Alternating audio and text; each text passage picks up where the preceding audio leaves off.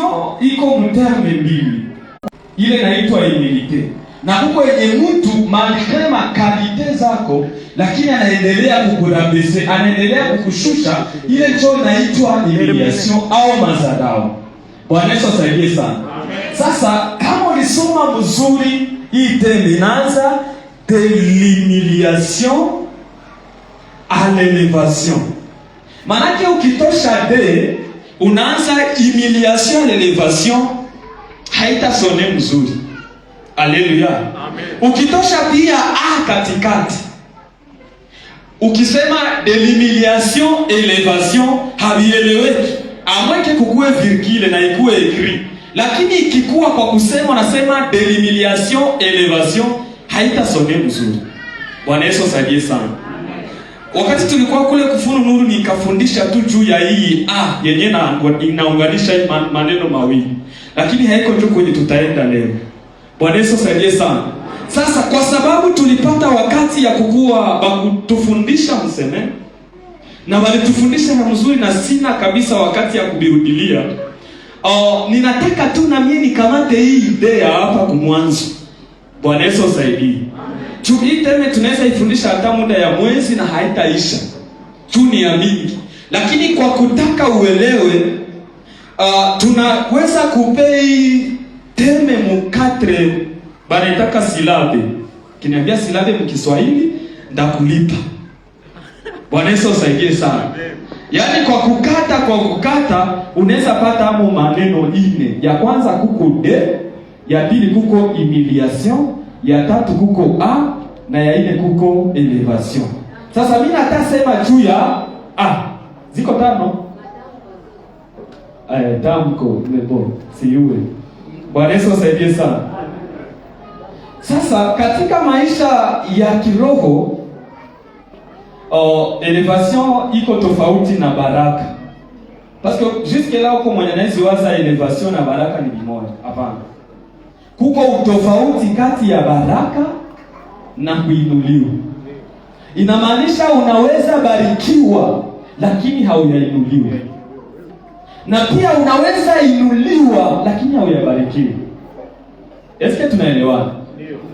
Lakini vinatembea pamoja. Baraka nianzie pale. Katika usomi kama ulifanyaka na tefilo ku secondaire, utaelewa kama baraka mu français naitwa benediction. Bwana Yesu asaidie, munisikie twende pamoja. Ndio. Ili tusiachane mjini. Baraka manake benediction. Ndio français. Mulate wanaita benedicere. Hii benedicere msanse yenye iko ya kawaida inamaanisha hii bene njo bonne au bene. Kisha diction, dicere ndo mu français diction. Ndio maana hata kitabu ya maneno banaita dictionnaire.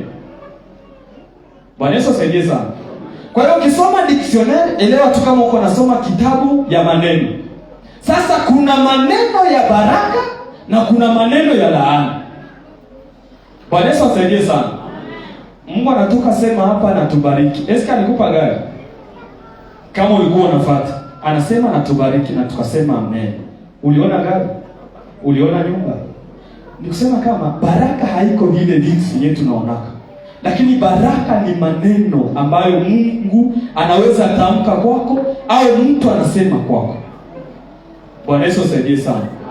Nimesoma Biblia kitabu cha Mwanzo verset 40 au kianza kwa 35.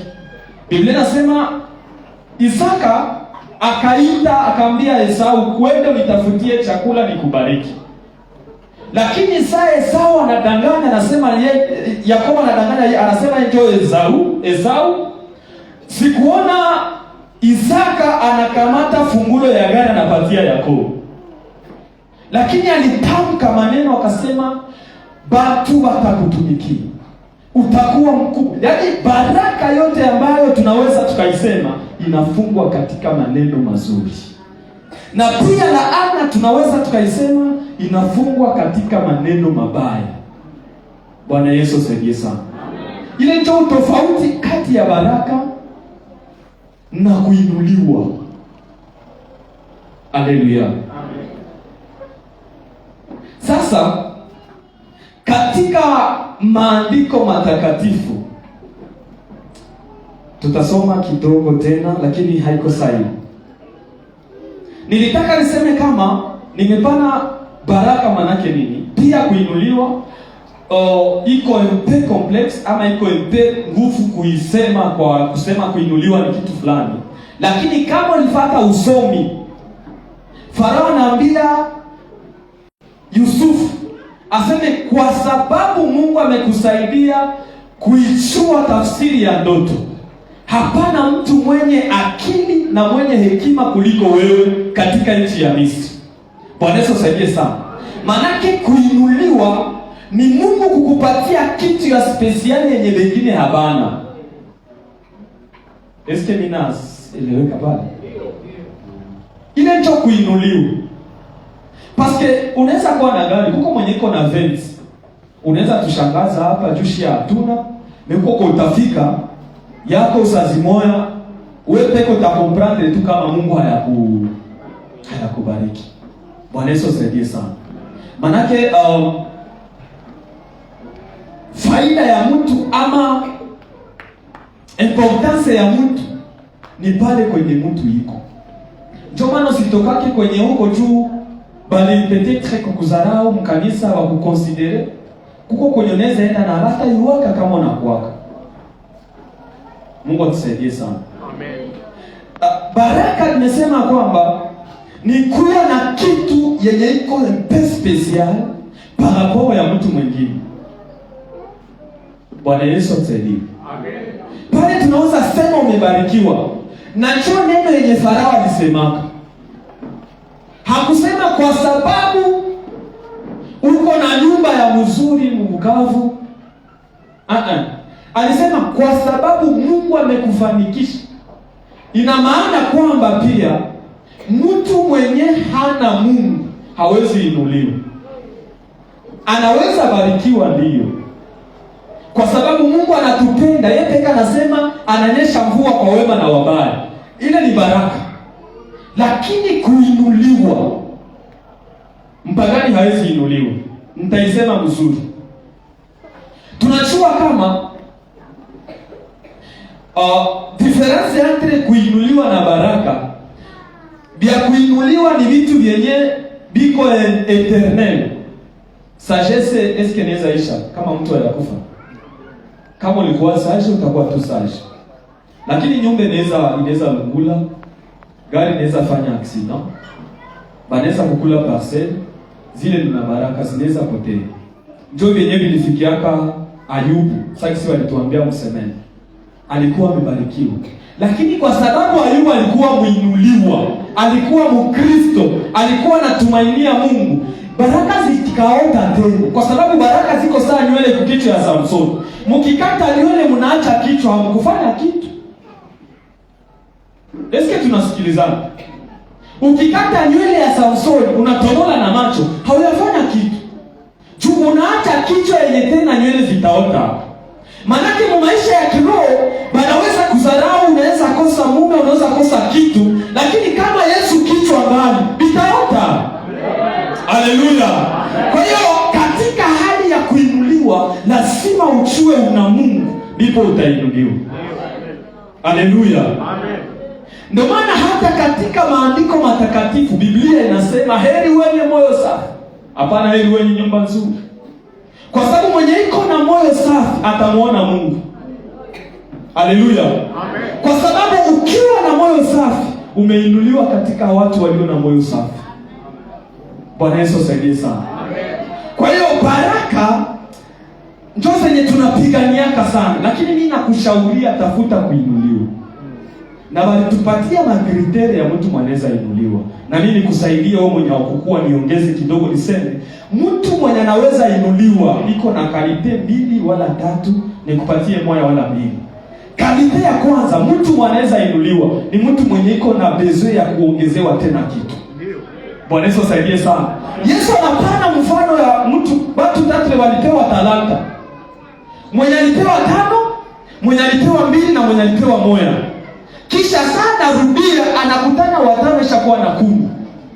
anakutana wa mbili ishakuwa na ine, anakutana wa moya iko tu na ile moya. Kenye kinatuma mimi nasema hapa, banakamata ile moya banaipatia mwenye iko na tano. Inamaanisha kusema kwamba ukipenda kuinuliwa, envisage encore plus. Tafuta tena kupata kitu kingine. Haleluya. Hata ukipata ndoa usiache maombi, kwa sababu bado uko na haja ya watoto. Ukipata watoto usiache maombi, kwa sababu bado uko na tafuta china. Haleluya. Kwa hiyo hakuna kitu ambacho kinaweza fanya tumwache Mungu. Haleluya. Hakuna kitu kinaweza fanya tumwache Mungu. Hata ukikuwa president wa republike saa hii, kuko nchi habakuyuwe mdunia. Ile mimi nakwambia kweli. Tunaweza kutetemekea Mkongo, lakini kuko kwenye habayuwe kama una existe. Lakini ukiokoka ya kweli, mbinguni banakuchua. Sasa ukijulikana mbinguni, hata dunia yote itashangaa. Ile kama na Biblia nasema atakaye mtumikia Yesu, Mungu atamheshimia. Haleluya. Amen. Kwa sababu mbingu zikikuheshimia, kila nchi utafika ndani batayua umefika. Hata katika ulimwengu wa kimwili hawajue, lakini kwa ulimwengu ya kiroho batajua mtu mbaya anaingia huko. Kama una Mungu, basi batajua mtu mbaya anaingia. Haleluya. Kama na saa Yesu alizaliwa, haiko watu ya kawaida ndio waliona nyota, pa magicien. Haleluya. Bali watu wenyewe walikuwa ni haiko watu ya chini. Yesu hata kama ni mtoto, ni etwale yenye iko kuyeye inafanya alete mpaka mnyumba ya kifalme. Ninakutakia ile mpendwa, kila unafika watu wanachua mtu amefika hapa. Haleluya. Naona katika Biblia Samueli wa kwanza sura 9 mstari wa 3, Biblia inasema Sauli anaenda atafuta punda za baba yake. Kisi banafika wanakosa punda, banatafuta mtumishi wa Mungu mwenye atawaelekeza kwenye punda ziko. Haleluya. Kwenye punda zilipotea, Samueli hakukuwa, lakini yeye ndio reference. Ndio maana Biblia inasema nous sommes la lumière du monde. Sisi ni nuru ya ulimwengu. Maanake wenyewe nikatala huko kudunia, bakikuya kwetu wamepata. Ndio maana Biblia inarekomande kila mtu akuwe na ile matunda ya Roho. Upendo, bila halikuwa tena mdunia. Fasili, utu wema, pale ndipo baraka zinaonekana. Haleluya. Amen. Bwana Yesu asaidie sana. Amen. Sasa nataka nikuoneshe faida ya mtu ambaye ameinuliwa. Nikisema mtu ameinuliwa ujione wewe, kwa sababu uko na Kristo ndani yako. Amen. Kwa hiyo ndio maana nilipenda nikuoneshe kama haiko materiele tena onesha kuinuliwa, lakini kuwa na Mungu ndani ya maisha yako. Haleluya. Amen. Katika wiki nzima mwalimu wenyewe alitufundisha, walikuwa wanatuonesha namna gani unaweza inuliwa. Sasa Mungu amenipa neema tuingie kiroho ya hizo. Bwana Yesu asaidie sana. Parce kila kitu kinaanza ni katika roho. Jinsi unavala hapa, bilianza roho yako.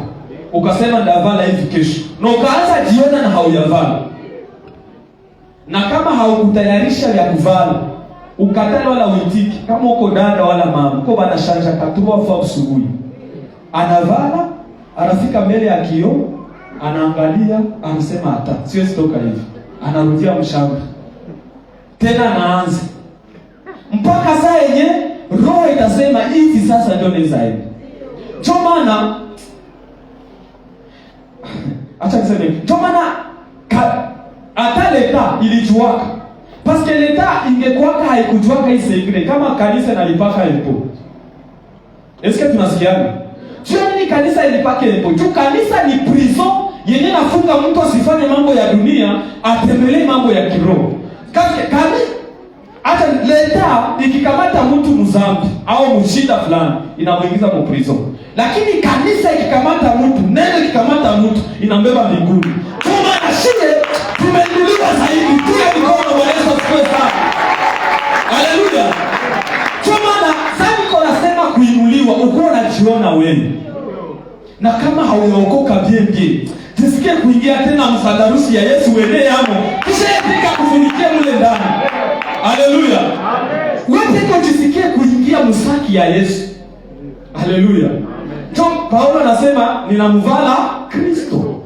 Maana ukiona nywele yangu Kristo, ukiona miguu Kristo, nikivala veste Kristo, nikilamuka asubuhi Kristo, nikitembea ni Kristo, kila kitu ni Kristo.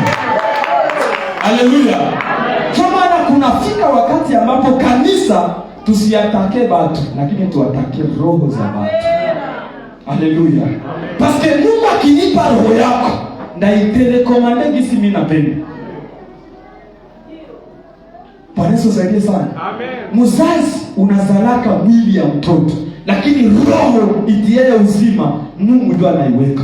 Usishangale kizala shindikana. Muombee tu.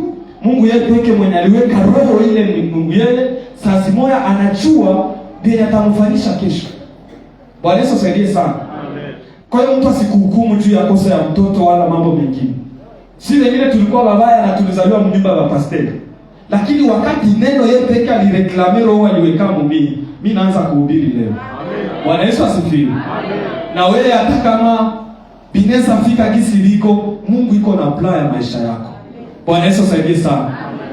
Sasa nilisema tutazungumza juu ya D. Acha nirudie kwanza hapa kwa D. Tumali mu introduction. Amen. Sitakawia kabisa. Nilisema ukitosha D, mwalimu semwa. Inakuwa saa mtu mwenye iko sana equilibre. Na equilibre inatoka mkichwa na yeye na masikio. Kubenyewa alifanya medicine. Sasa hii D, mtu akikuya tu hapa nakwambia D. Akoseka huko musicien, unaweza jua D nini. Lakini akikuya tu anasema D, unaweza elewa nini? Useme hakuna, unaweza elewa mfaso yako. Sasa moja D kwako huko musicien utakomprendre kama ni note ya D. Civil kama utatransposewa naye. Sasa moja D kama unafundisha utaelewa ni 4e chiffre ya lettre alphabétique. Akisema D kama uko mchuruzi unaanza D. D maana sasa moja D ile. Sasa moja D 100,000. Ya vile. Bwana Yesu asaidie sana. Juu ina depende na venye uko hapo. Lakini hii D ndio nimesema iko umwena tonalite mbili, takamata tu mbili, ziko za mingi. Ukisema D, unaweza representer D ya 2e chiffre. Ukisema D, unaweza representer pia lettre ya 4 mu alphabet. Wenyewe walisoma A, B, C, D. Sio vile? Sio inakuwa 4. Nirudie ku D yenye na representer 2e chiffre. Usinipote twende pamoja. Haleluya. Hii D ina representer 2e chiffre inamaanisha nini? Katika Biblia kiroho inamaanisha agano la kale na agano jipya.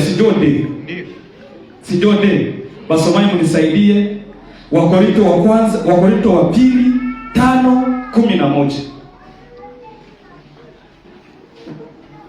5:17 pardon.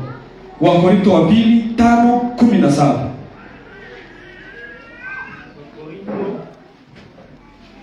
Wa pili 5:17 ndio pardon.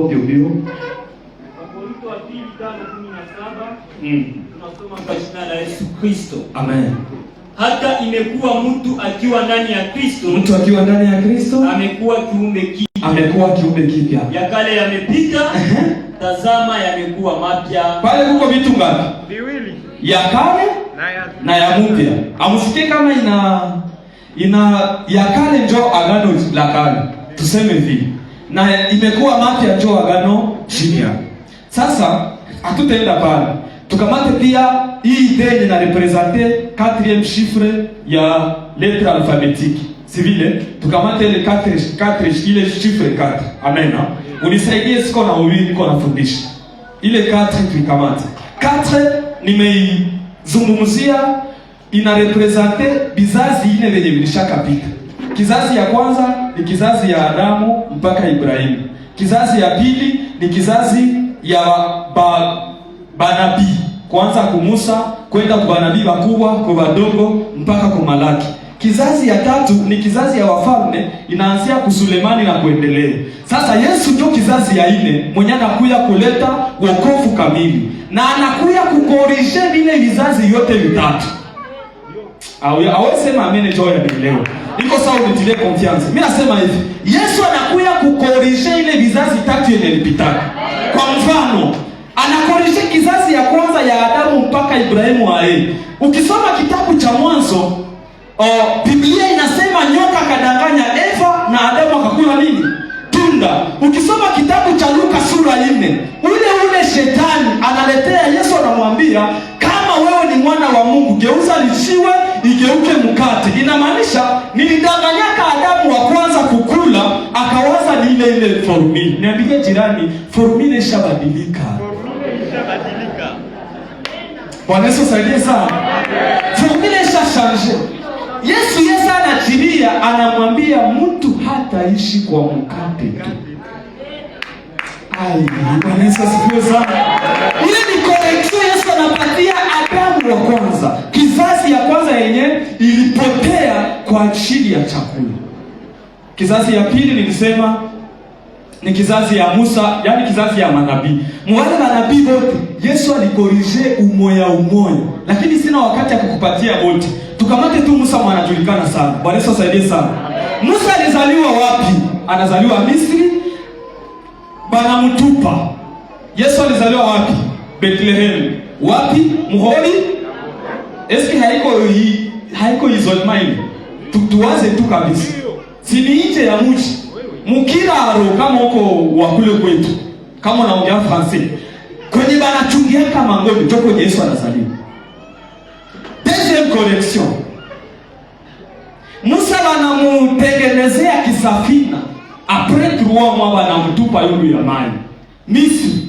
Yesu naye anazaliwa mwa ile kile kia banakunyishia kama ngombe chumvi.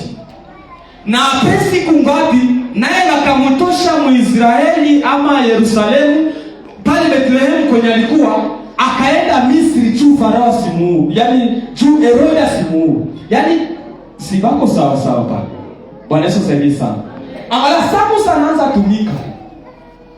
Iko mwa Farao, anakomalia mwa Farao, mwisho anatoka anaenda mdezere.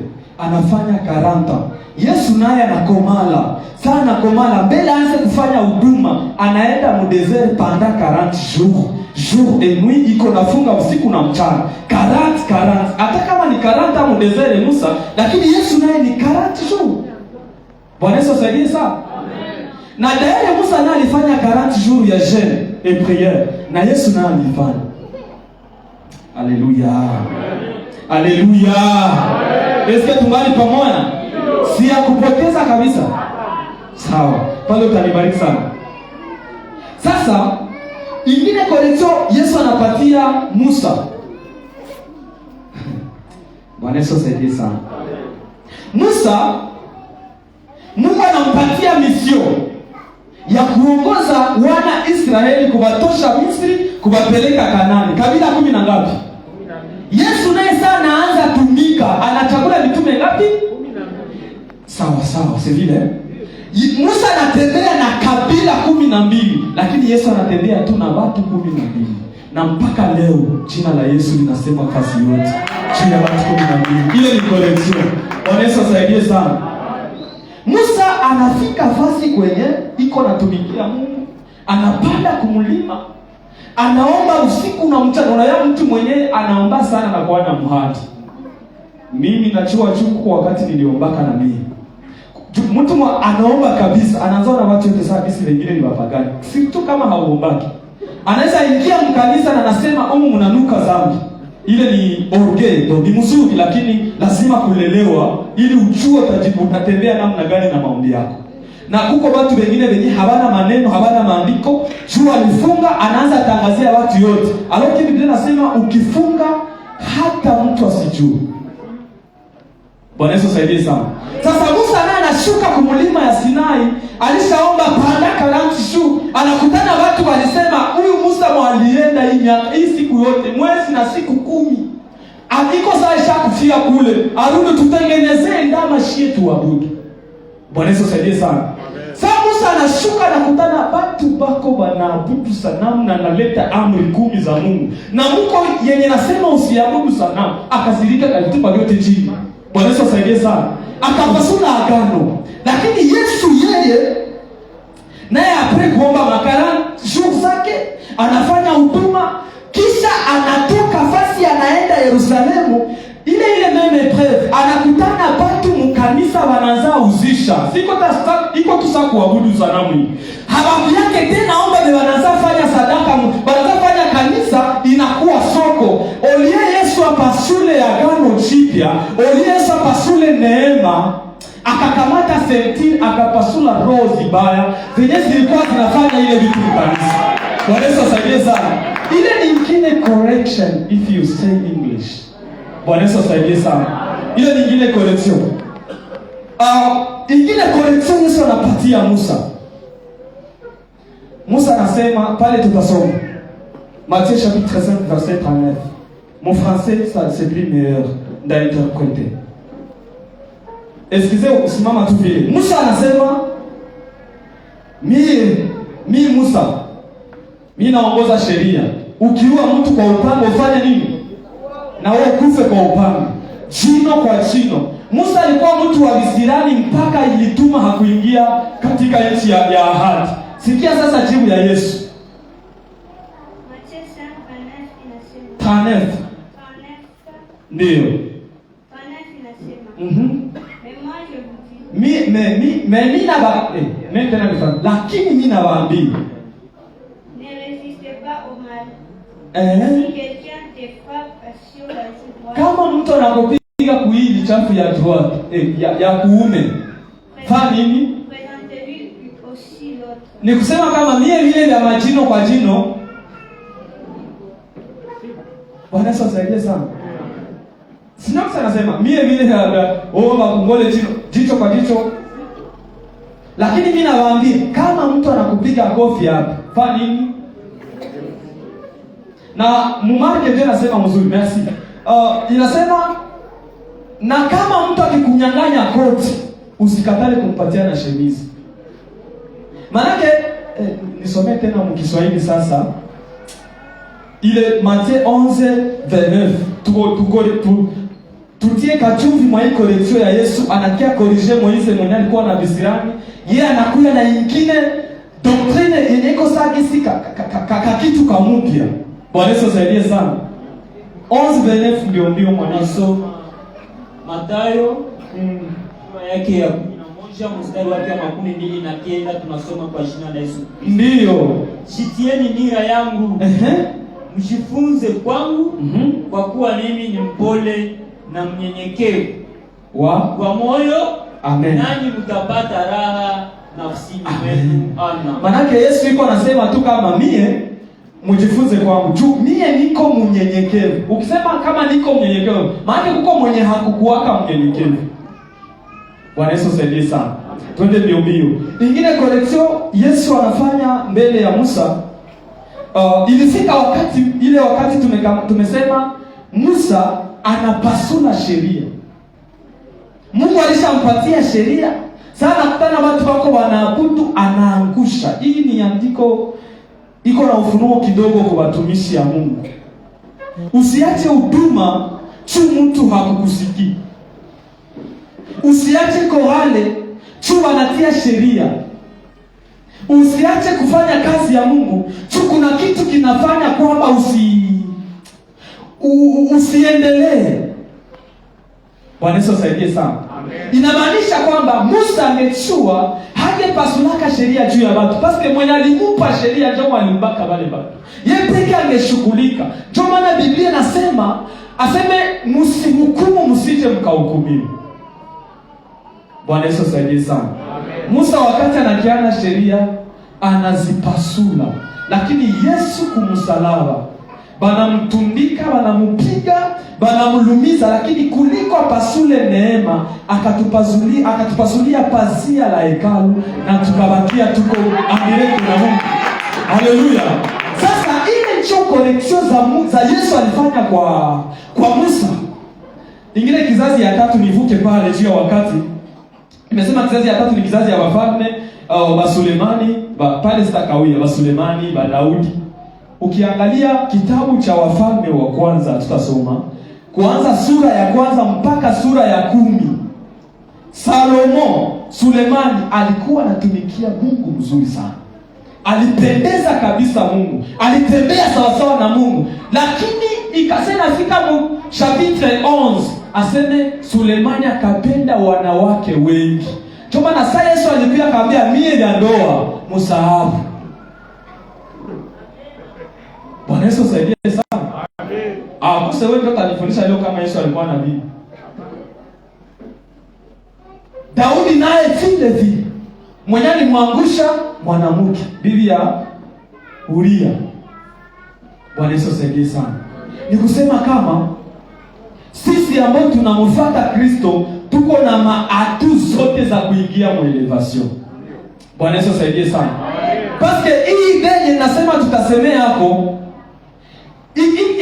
iko na shene mbili. Parce que denjo mwanzo ndio msingi ya kila kitu. Hauwezi fika mu elevation kama ukuanzia huku kude. Hauwezi fika mu humiliation kama ukuanzia kude. Manake kwenye unasimamia ndio kwenye kutakuonesha kwenye utaenda. Ndio maana Biblia inasema katika kitabu cha Ufunuo kwamba wote wenyewe wanafanya dhambi bako munde ya kwenda mu humiliation. Eske tunaelewana? Wote wenyewe wanafanya dhambi, wanaishi maisha ya dhambi. Dei hapo yenye wako hapo, msingi yenye wako hapo ni kushuka jehanamu. Lakini sisi ambao tumeokolewa tunapata shina mpya. Haleluya. Kitabu cha Yohana sura 1:12 nasema wote waliompokea amewapa uwezo wa kufanyika wana. Inamaanisha kama ukipenda kuinuliwa mpendwa, baki katika Kristo. Bwana Yesu Kristo umfanye ngao kwako, umfanye tegemeo, umweke katika maisha yako yote. Usitegemee mwanadamu, usisikie mwanadamu. Mwanadamu asitumo na achana na Yesu, halafu Mungu mwenyewe atatupeleka mu elevation. Na Mungu akubariki. Amen. Simama kidogo mpendwa.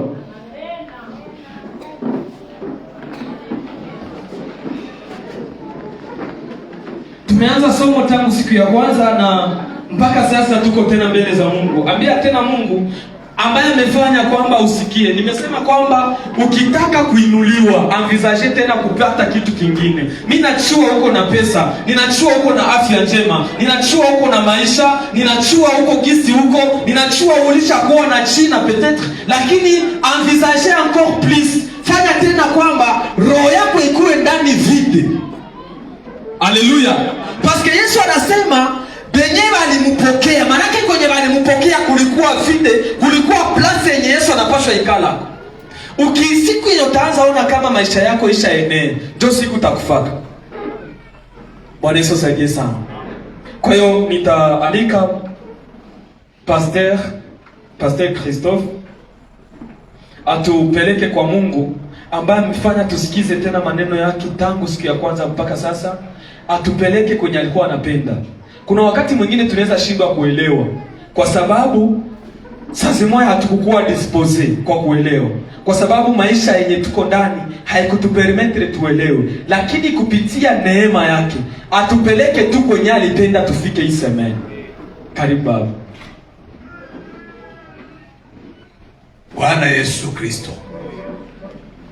tunasema asante sababu Bwana kupitia kinywa cha nabii leo umesema nasi.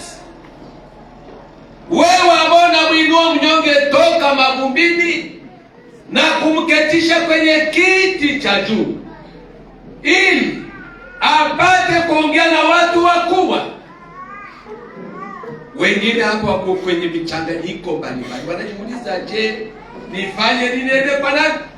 Lakini kwa sababu tumekuamini kama Bwana na Mwokozi wa maisha yetu, tayari Mungu umetuinua kwa level yetu.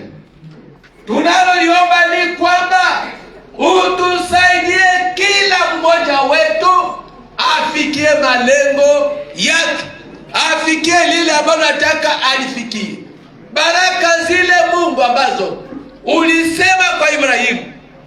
Lusaka na ya Kongo, ziwe kwa kanisa la ushirika kijana, hata kwa santre ya Betania.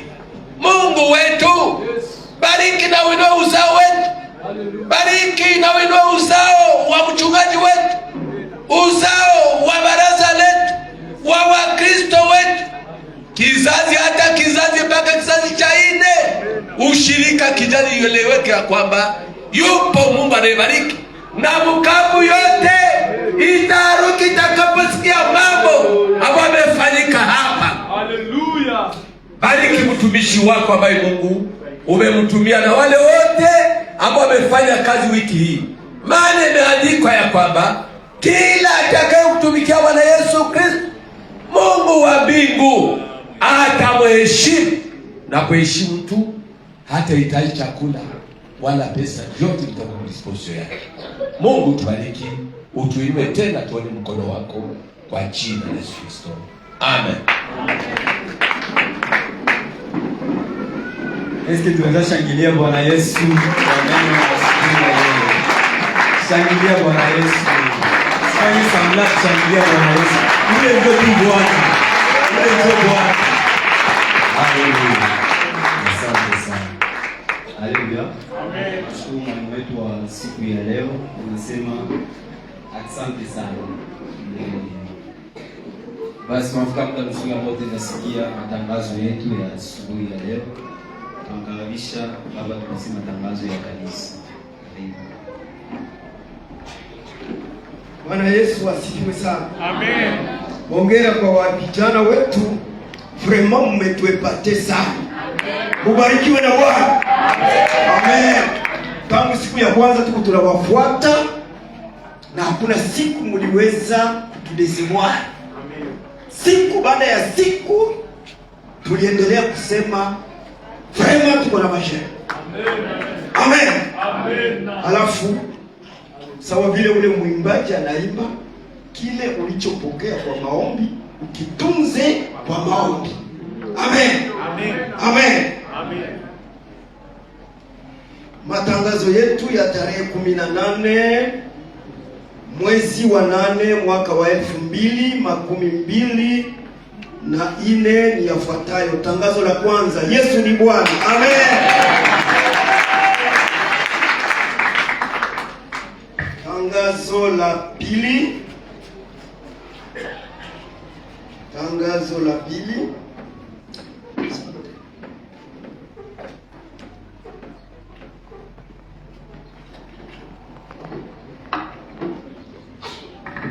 Tangazo la pili linasema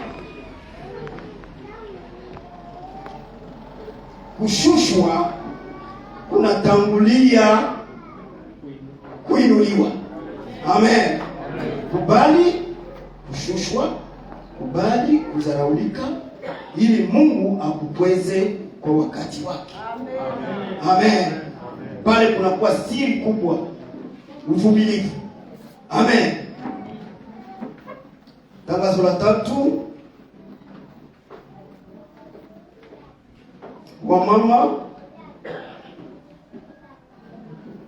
wamama wanakumbushwa ya kwamba siku ya 3 watakuwa na ibada yao kwa kanisa letu la 8e Sepake ushirika kijana, tangu saa 1 za asubuhi.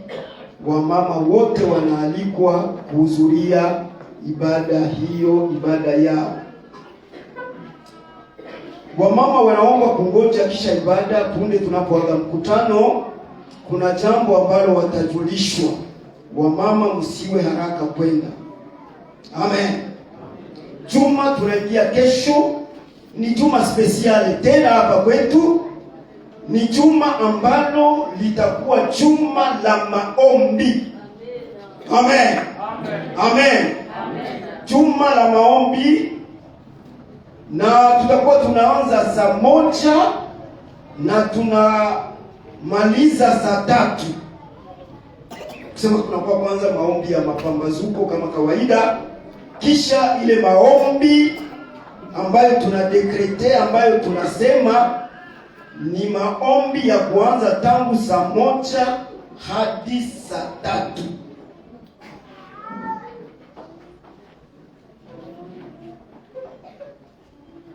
Kwa vijana watakuwa na kikao kidogo cha kuweza kuevaluate hii semene na kuweza kuangalia kisi wanaweza kupangilia mipango ingine yao ya vijana. Hii ndiyo matangazo yetu. Kiweko mingine nakaribisha viongozi kuyaleta.